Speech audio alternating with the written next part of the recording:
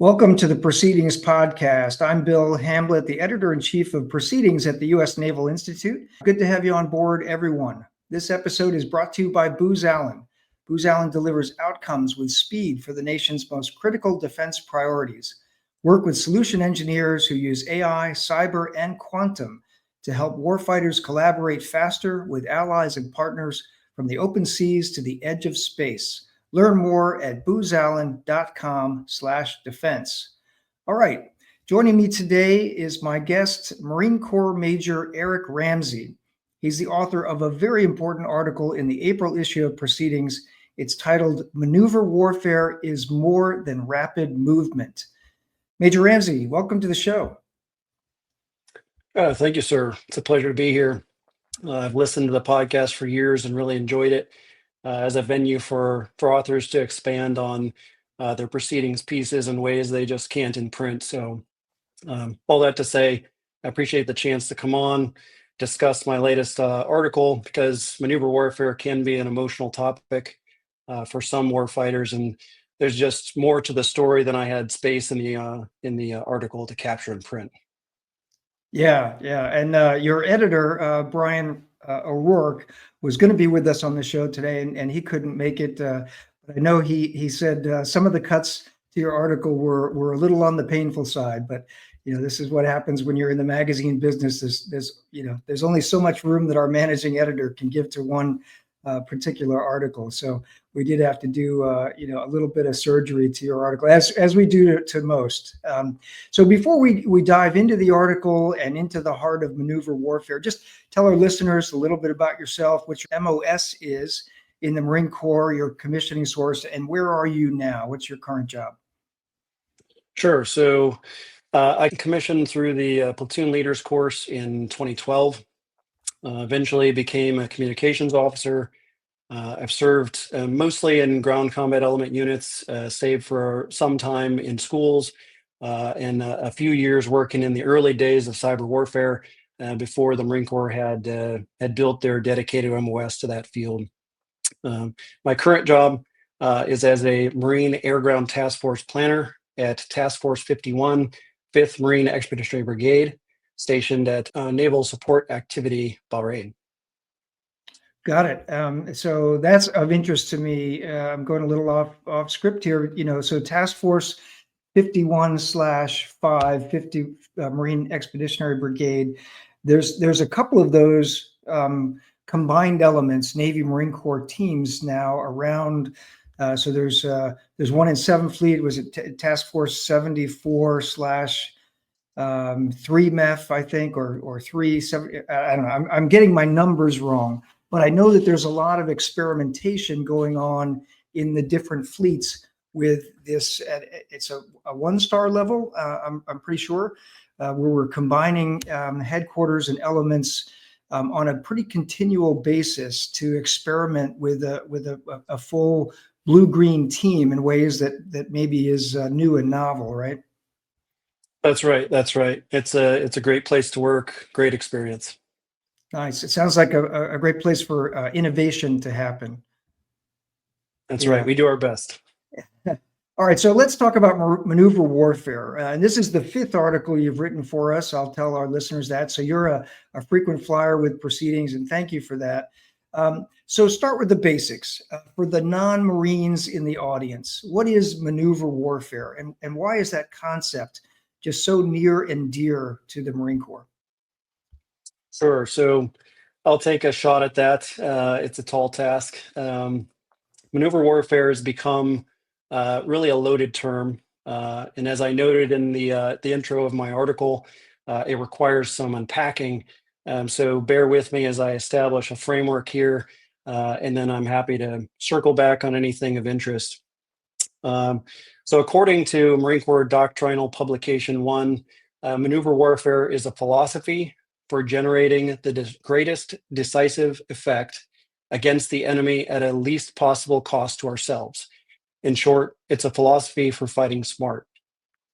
Now, that definition perhaps isn't exactly satisfying because it's so broad. So to get into the details of what maneuver warfare is, I think we need to take a little journey through some history and theory, which I'll try to do in the most non-nerd, entertaining way possible. So maneuver warfare certainly wasn't invented by the Marine Corps. We could go as far back as Sun Tzu's dichotomy of the ordinary and the extraordinary force, the Cheng and the Qi. There, the master said, every force needs ordinary units to hold the line and occupy territory, etc. That's the Cheng. But that a strong military must also have some extraordinary force, some Qi, something that exploits surprise, moves quickly to shock and inspire fear. It gains intelligence, etc. He was saying that to be great, you can't just have one-dimensional troops. That's a recipe for just brute force bloodshed.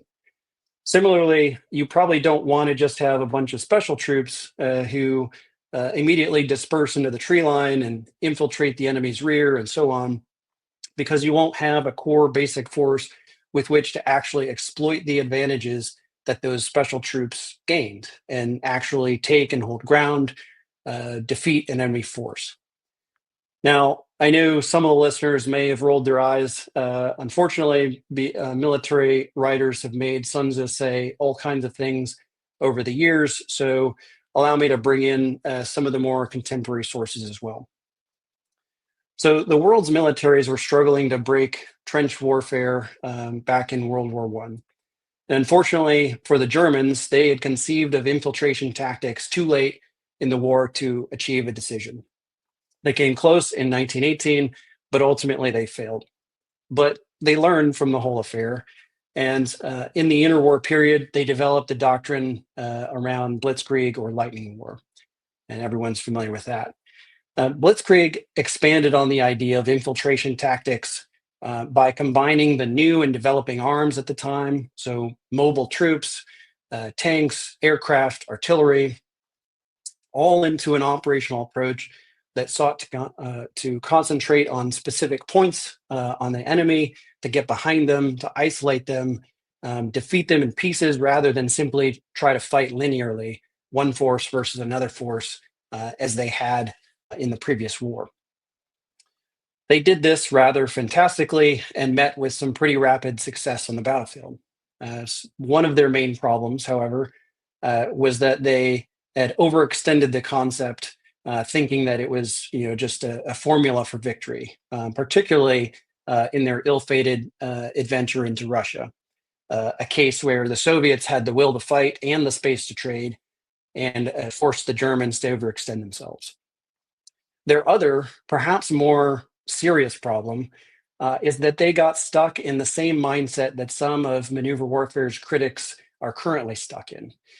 They thought tactically in terms of speed and movement, combined arms, essentially focused on applying their tactical formula repeatedly and well.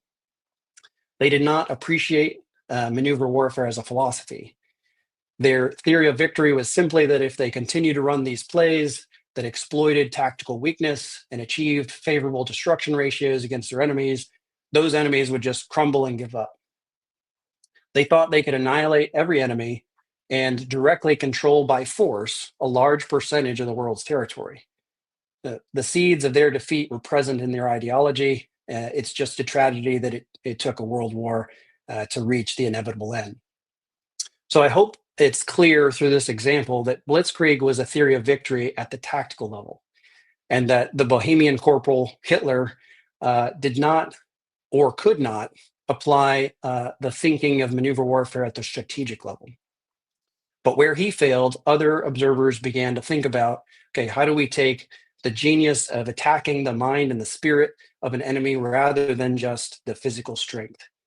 And so in the late Cold War, the Marine Corps and the Army, to a somewhat lesser degree, realized that there might be something to this maneuver warfare thing, or what would become known as maneuver warfare, by which a numerically inferior force, the NATO forces, would have a chance to beat the larger force, the Soviets, and eventually you end up with maneuver warfare. Got it. So that was really helpful. So, as a follow-on question, maneuver warfare, as your article says, is more than tactical movement. It's more than speed. It's more than blitzkrieg. It's really a philosophy. It's a combination of forces and methods. So, take us from World War II to the Renaissance, of the 1980s, when maneuver warfare really burst onto the modern scene. Especially, I know because I was joined the Navy in the 1980s, and I remember working with Marines and just this almost a religiosity to this idea of maneuver warfare, right? And as a Navy guy, I will admit, and I think a lot of Navy guys will admit this, I never quite got just why it was so. I don't know. It was so revered as an idea, as a philosophy in the Marine Corps. So kind of walk us through that from post World War II. What we learned from German Blitzkrieg, and then how others, sort of built on that into the 1980s. World War II was this watershed moment in warfare. So Blitzkrieg was a tactical success that forced everyone to start thinking about and searching for new approaches. So theorists who had been musing over the concepts that Blitzkrieg had embodied, all of a sudden, came to the fore. So Liddell Hart wrote about the expanding torrent, in which he envisioned this flowing water or stream that just effortlessly flows around rocks and trees and anything of substance, only to then pool behind them, cut them off, and then overflow on top of them. Mm. T.E. Lawrence, through his experience fighting a guerrilla war against the Ottomans in World War I, he decided that the goal was not to defeat the enemy on the battlefield, but that to win in the long term, he needed to disintegrate the opposing regime's ability to govern in the eyes of its people. And so he employed tactics of small forces, free to just strike whenever and wherever they pleased, undermining his larger, plotting opponent at every turn.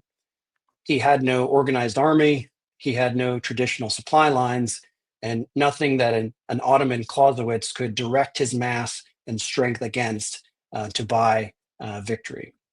So this is kind of where we transition from history to theory.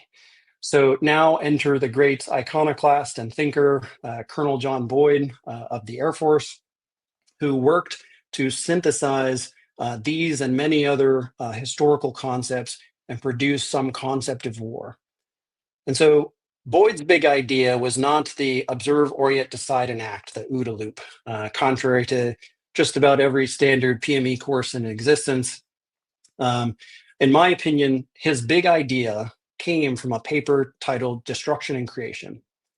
And so a warning for anyone who's planning to go out and read that paper after this podcast, it is not an easy read. In Boyd's early style, he wrote very technically, very densely, nothing compared to his Patterns of Conflict brief that is very slick and clean.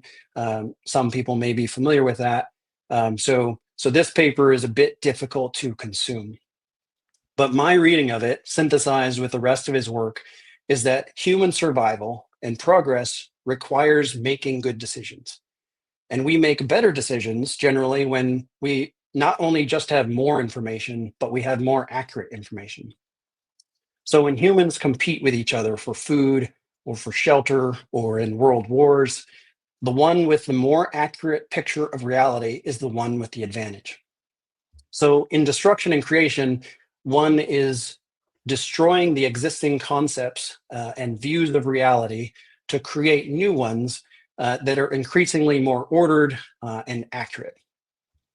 And when you do this continuously, you're building this picture of reality and you see things most accurately of what they are.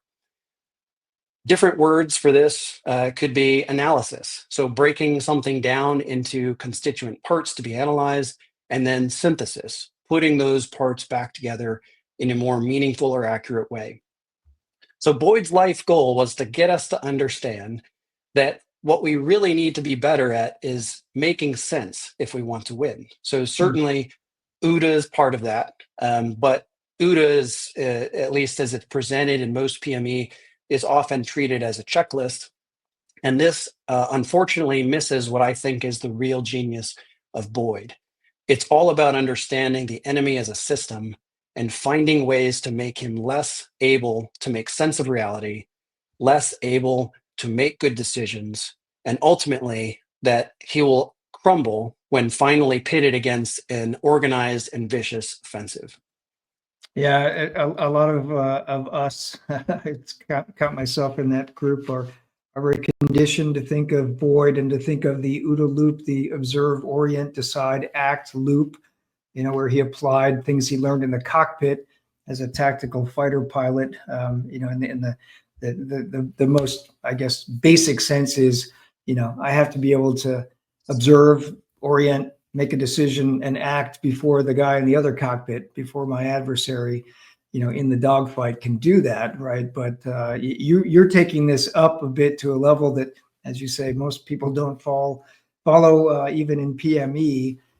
So destruction and creation, that's a much more grandiose thought philosophy, and so tell us more about that. Let's go a little bit further into where that leads in terms of how did Boyd, who was I think what 50s and 60s era time frame, maybe 70s. So how does the Marine Corps pick up from that and take it into the maneuver warfare philosophy that really gained ground so firmly in the 1980s? Yeah, sure. And we'll definitely get there if you'll indulge me. There's just one more Boyd concept I think is sort of underrepresented in discussion today, but is critical to understanding this maneuver warfare philosophy. So we're familiar with the center of gravity, right? So the source of strength that animates the whole. This concept seems to have sort of fallen out of favor, unfortunately, because it takes a lot of effort to fully understand the enemy system. So people don't apply it correctly. And so the concept gets maligned, to our detriment. But Boyd saw that the center of gravity as a critical concept in maneuver warfare because it's related to the enemy system and what made him dangerous, and as well as what that system relies on. So Boyd introduced this idea of the non-cooperative center of gravity, or essentially shaping the environment to turn an enemy's strengths against him, which admittedly is easier said than done. So I'll offer just two illustrative examples on this. The first is the Donetsk counterstroke in World War II. So very briefly, German General Manstein saw his Soviet enemy as incapable of sustaining forces over distance.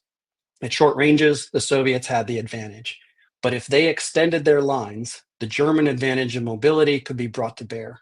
And so Manstein simply withdrew far enough to draw his opponent forward, to turn his center of gravity, the mass that needs sustaining, into a vulnerability. And then he exploited those vulnerable supply lines with a surprise counteroffensive that disordered the Soviets and not only led to retaking all of the territory he had given up, but also very large numbers of Red Army prisoners for comparatively few German losses. Yeah, what year in the war is that? Is that before the Germans get to Moscow, or is it on the way out? I think it's towards the back half as they're starting to pull back. Don't quote me on that. My history Okay. professor would be very displeased that I can't rattle off that date.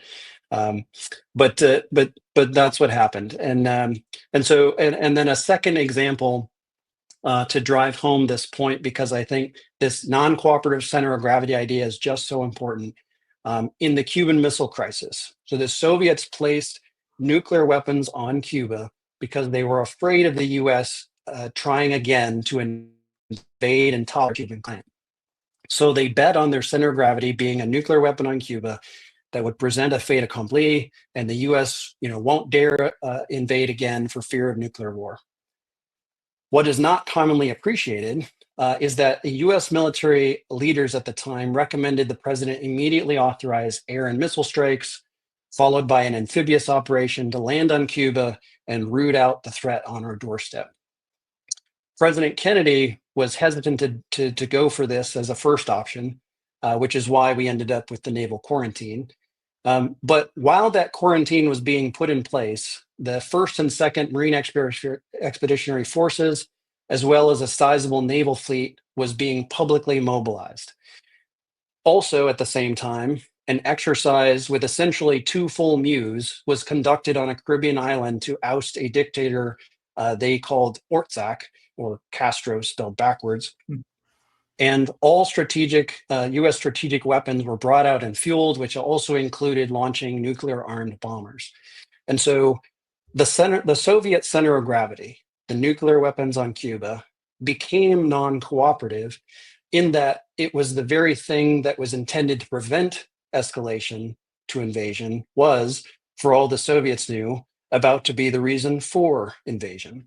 And so I think these 2 concepts laid down, one, constantly working to increase the accuracy of our understanding of reality, and the centers of gravity. With these 2 things, we sort of have the bare basics of maneuver warfare coming together. Gotcha. So Boyd comes in and he starts looking at history and he compares it with his own experiences with physics of fighter jets and how the F-86 Sabre beat the MiG-15 in Korea. And he started seeing a pattern that could be applied beyond the tactical level. So how did all that come together? Sure. Well, buckle up, because this is where the thing gets good. So Boyd took his early concepts and began to apply them to war in general. And he said that the enemy is human, is not a machine. It's not some technological capability. It's a human. And that human, like you, is struggling to make sense of his world so that he can better find a way how to beat you and to survive on favorable terms to himself. So that being the case, the bounds of methods and possible approaches in my fight against you just got blown off. No longer am I constrained to movement and maneuver, combined arms, positional tactics, etc. My objective is now to find out how you tick and to develop unique ways to progressively undermine your system. And eventually, when the time is right, to bring every part of my power to bear and completely destroy you as a viable organism. That is the general theory of victory in maneuver warfare. When my enemy is no longer viable, I have won. Whatever's left of him has been thoroughly convinced that he can't beat me. And similarly, his population, if I treat them right, will realize that I'm the better alternative and help me, or at least remain neutral towards me. And so now the challenge that we Westerners need to solve is cease thinking in the silos of time, the diplomatic, informational, military, and economic sources of power. I wear a uniform, so I think military. And as soon as I start talking about diplomacy or economics in my planning teams, I'm told, that's not our role. Someone else is working on that. Unfortunately, they often aren't, or they aren't doing so in an optimally complementary way. This elusive whole of government effect is what maneuver warfare depends on. But we have systematically almost ensured that we'll always be chasing it just by the way that we've organized and segregated our elements of power. But that's a topic for another paper and a podcast at another time. So we've gone on this journey, and I promised that we'd get back to answering the question, what is maneuver warfare? And so here we are. I think we have landed at a viable definition of maneuver warfare. It's rendering the enemy incapable of resisting by shattering his mental, moral, and physical cohesion through conditioning the operating environment to create opportunity and then ruthlessly exploiting it wherever it presents itself. On a front line, against your commercial shipping operations, against your recruiting pool, against your civilians, against your industrial control systems, and any number of other creative ways. So in an early draft of my paper, I referenced the idea of a Pashad box of warfare in contrast to what it eventually became as the toolbox of warfare, because I thought that the Pashad box captures better the whole idea than the toolbox. It was ultimately cut because it isn't a common term, and we decided to go ahead and go with something that would be known. But I just want to bring it up because I think it really drives this point home.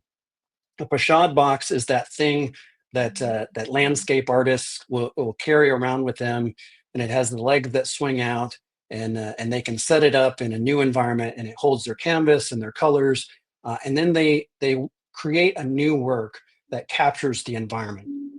And that is, in my opinion, a perfect analogy of maneuver warfare. It's not a set of rules or methods. It's a very broad mindset that travels out to a new environment, makes sense of it as a system of systems, and then employs some unique combination of colors to produce a masterpiece. Wow. Okay, that's profound. All right, so a pochade box. Artists set up a canvas out wherever they're going. They create that environment. They can adapt it, produce a combination of colors, which I think you're really drawing on what you just made a point about. All elements of national power, right? So diplomatic, informational, military, economic, and there's even more letters that go with it. Some use the acronym DIME-FIL, and I forget what the FIL stands for. But anyway, yeah, the best 3 and 4 star level commanders I've worked for. One immediately comes to mind, Admiral Willard, when he was the PACOM commander in this is 2009, 10, 11 timeframe. Imagining how to deal with China and Taiwan.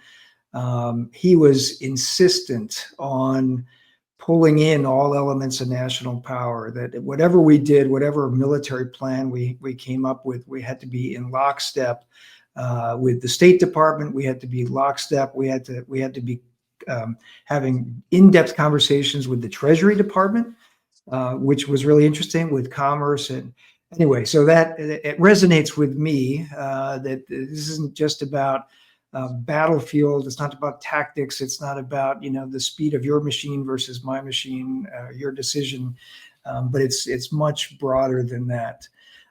So I want to get back to some 2 things that are happening in the world right now that I think are really important for that, for laying out that landscape, for painting that landscape.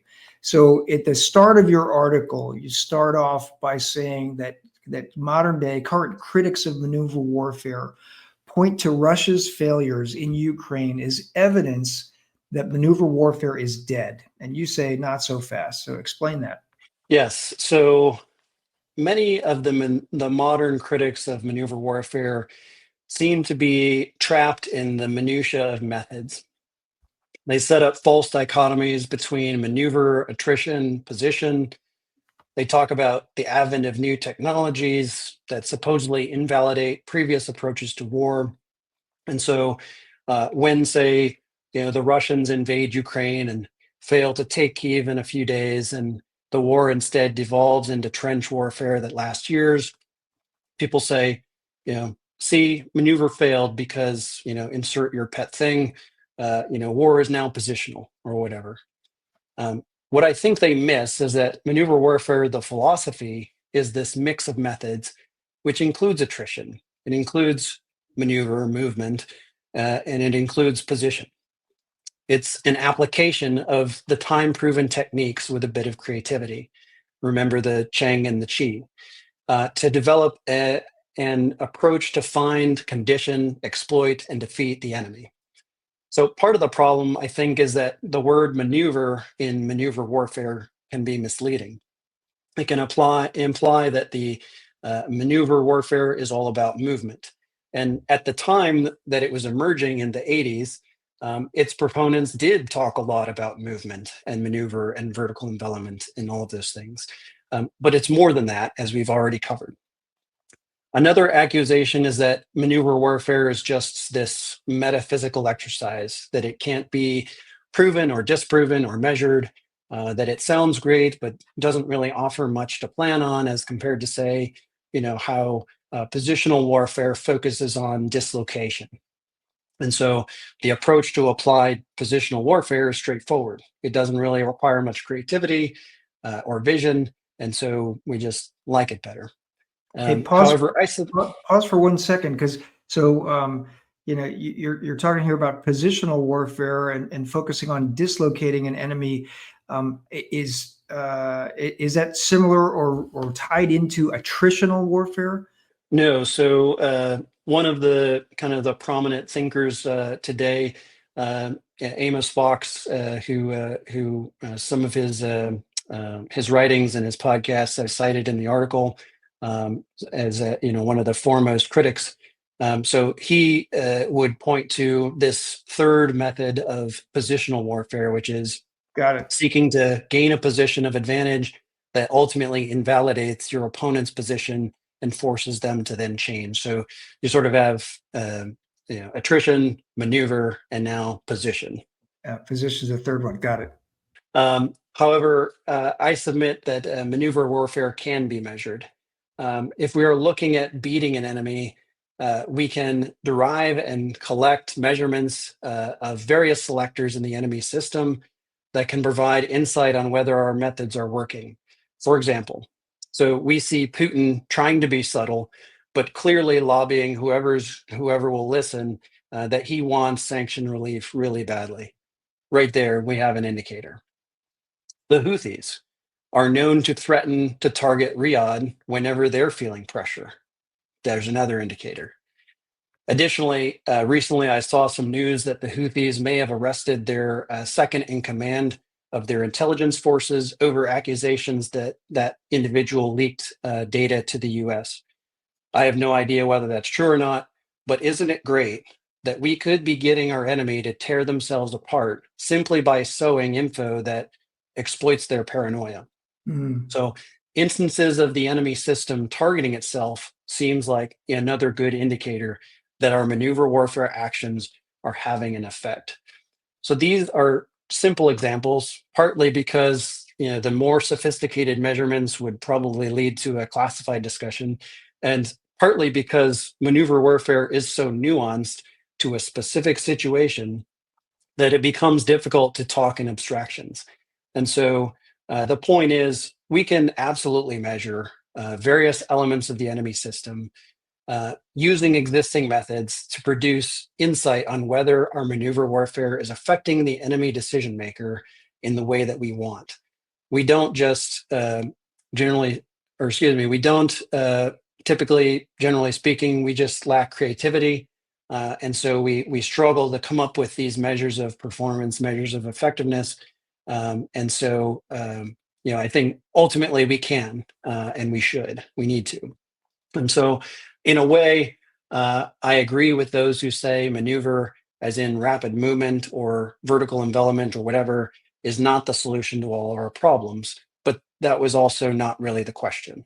Boy, so many thoughts there. One thought that I just had in your last little point there about knowing, kind of knowing the enemy and being able to measure the effect of what you're doing on the enemy. That gets to something that is sort of a mantra for naval intelligence officers, which is, know the enemy, have deep understanding, deep penetration of the adversary. So in my Navy career, I worked, closely with Marines in 4 or 5 different tours. I think I said this earlier. Sometimes my eyes glazed over. Sometimes when I listen to Marines talking about maneuver warfare, your article kind of brings it home and brings it to a new level for me. The philosophical, and I think you were right. A point you made a minute ago that the word maneuver is sometimes confusing. That's sometimes is probably one of those things that we hear it. Other people outside the Marine Corps who haven't studied it as much as you have. We hear maneuver warfare. We think, of course, maneuver warfare. Aircraft carriers move 600 miles in a day, right? You don't stay in a static position. All those things, right? But anyway, it's not just the opposite of attrition, as your article says. It's not just about position. It's really understanding the adversary.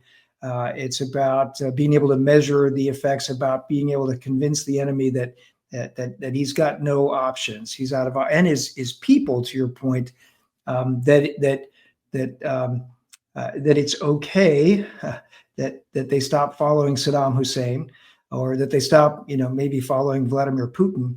and come over to our side. Yeah. Anyway, all that gets to the point in your article. There's a kernel in the article where you write, understanding the enemy as a unique system, degrading enemy decision making within that system, and destroying the moral bonds that hold that system together. So put that in the context of the war in Ukraine, because I think to a lot of people, a lot of observers, as you pointed out, they've seen the trench warfare. They're like, look, we're right back to World War I, right? And these short range unmanned systems are making both sides sort of, trench down in this frontal positional attritional warfare. But you say no. You're looking in the wrong places there. So explain maneuver warfare in the context of the war in Ukraine and how it is, impacting the war there. Sure. So this idea of systems is also critical to understanding maneuver warfare. So Boyd talked a lot about systems as well, and he saw that there are innumerable interactions in every element of every organization, and I find it helps to think about every molecule that forms my body, and then think about how my mind and spirit inhabit these structures that form my body in a way that we really don't even understand even now. And so, tell me what consciousness is and what things in the universe have it. Many volumes have been written on that simple question, and we still don't agree. So, my one body is this inexplicably complex thing that made up of so many interacting organisms, and that's just one person. So now consider our world as this system of so many systems. And so, if we're going to fight an enemy who we recall as a person, we'd be fooled to rush over the hard work of understanding the enemy as a complex system and just go straight to looking at, how do we apply tactical power to enemy targets and expect to win. So bringing it into the Russia-Ukraine war, we saw how the Russian application of maneuver warfare failed to defeat their adversary. I say it was maneuver warfare because they didn't just attempt to maneuver and penetrate and capture Kyiv. Indeed, they thought they understood their enemy. They employed covert actions to try to paralyze the Ukrainian government. They employed information operations. They worked to isolate Ukrainian sources of strength. They just made some mistakes. They didn't have an accurate enough picture of reality about how unwilling the Ukrainian population would be to give up on their government. About how determined the Ukrainian military and partisans would be in attacking rear areas, about how quickly the world would react to punish Russia and support Ukraine. On the Ukrainian side, as I mentioned in the paper, they've already employed a maneuver concepts that transcend just a simple military approach. So they know that Russia has far more resources than Ukraine does.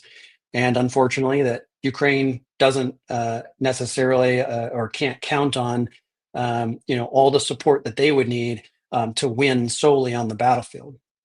So they've devised an approach that seeks to inflict maximal physical loss on the Russians, undermine Russian mental confidence, and ultimately influence Russian decision makers throughout their government that Putin's gambit is simply more costly than it's worth. There are other actions that they could take consistent with this maneuver warfare idea. For the sake of illustration, what if Ukrainian agents traveled all over the world and attacked Russian flagged or affiliated vessels in or near ports? These attacks don't necessarily need to sink them, just cause fear, inflict damage, drive up operating costs, perhaps convince some ports to deny these vessels because they're more risk than the business is worth. And these attacks would disincentivize neutral parties, businesses, governments, etc., from continued business with Russian proxies and shells in ways that sanctions could never do. So this is maneuver warfare. So see how it's not all about movement and drones and defensive positions. Those Chang or ordinary forces are necessary as an ante at the table of war. If not for them, lines would collapse. Ukraine would not be viable as an organized state, would likely descend into some irregular war of resistance, which changes the type of war and leads to a different discussion. But the Chang are complemented with the Qi, the extraordinary force that launches drones at oil storage and refineries, pushes the Black Sea fleet out of relevance, destroys some strategic aircraft, etc. Those efforts are not focused simply on destroying Russian forces. They are firstly aimed at the mind of the Russian, starting with Putin, also touching his oligarchs and his generals, and on down the line. So Ukraine knows it can't win an attrition war, military to military, no matter how favorable their combat loss ratio is, which is pretty good, by the way. Instead, it uses attrition of all sorts to target the moral strength that theoretically convinces the enemy that the fight isn't worth having. So if we listen to Putin's signals, the Ukrainian strategy may even now be close to ultimate success if only they can hold on and the world can keep up the pressure against Russia. Yeah, interesting. We're running short on time, but I would be remiss if I didn't ask you to opine a little bit about what's happening in the Red Sea, the U.S. Against the Houthis. So, is the United States practicing maneuver warfare against the Houthis right now? But it's interesting you bring that up. I'm trying to manage to find some time to write about this. So this will be a bit of a teaser on that. So short answer, no.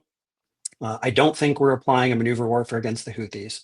So looking only at what's public knowledge, I think most observers would agree that our theory of victory currently rests on deterrence. So deterrence theory says that if the enemy perceives and believes that the pain that we can inflict on him is greater than what he might get from his behavior, then he'll change and he'll comply. So if we strike enough and we use enough information operations and other things, the Houthis will stop attacking commercial ships in the Bab el Mandeb, right? The Houthi had been part of a millennia-long struggle for power in Yemen. The Houthi has endured a years-long blockade of their territory and over 20,000 airstrikes at the hands of the Saudi-led coalition. The Saudi-led coalition largely gave up on their Big M military approach to victory a few years ago. On the other hand, the Houthi derives strength in the information space by being targeted and remaining defiant towards the US. So the more we strike them, the more pain we inflict on their people, the stronger the Houthi becomes because he doesn't have to answer for his failure of governance. He can blame his food shortages and everything else on the evil Americans. He can claim that he is so strong that he can stand up to the most formidable military in the world. And after all, if you're a tribesman who doesn't necessarily like the Houthis, but also sees them as defiant to the US military, are you going to be the one to take up that fight? So a maneuver warfare approach would turn Abdul Malik's strength against him and threaten what he fears. He fears irrelevance, that his movement comes to nothing. He does not fear death or cost. But for the sake of time, the rest of that will have to be wait for the article. Yeah, and previews of coming attractions. I look forward to that article. It also, when you were talking there about Abdul Malik and the Houthis and what they're gaining from being at war with the United States, it reminded me of Putin's he has this incredible line of internal domestic doctrine and dogma that is very much focused on the United States. Putin blames all the problems of the world, all the problems of Russia and the Russian people on the Americans, on the CIA often, and on America and America's behaviors around the world, et cetera.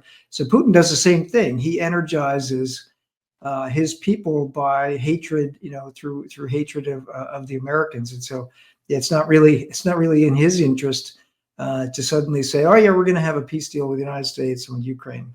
Anyway, that's just an observation there. Unfortunately, we're out of time. We were going to talk a little bit about China, but we'll have to wait for that one to come in the future too. But this is a fascinating conversation. You've brought maneuver warfare, at least you've crystallized it in my mind, much better than it has been in my 40-year military career and post-military career at the Naval Institute. Are there any questions I should have asked, or parting shots or saved rounds from you, Major Ramsey? Yeah, I would just make 2 points quickly. I think first, we need to do a better job of PME. The old adage that it's only a lot of reading if you do it, if said with anything like seriousness, betrays someone who's not a professional warfighter. We need to make sure people understand maneuver warfare in its depth and its nuance. And we need to instill in them that you cannot just fight military on military. You, as a military professional, cannot just look at an opposing military force and just think, how do I strike them and defeat just that force in front of me?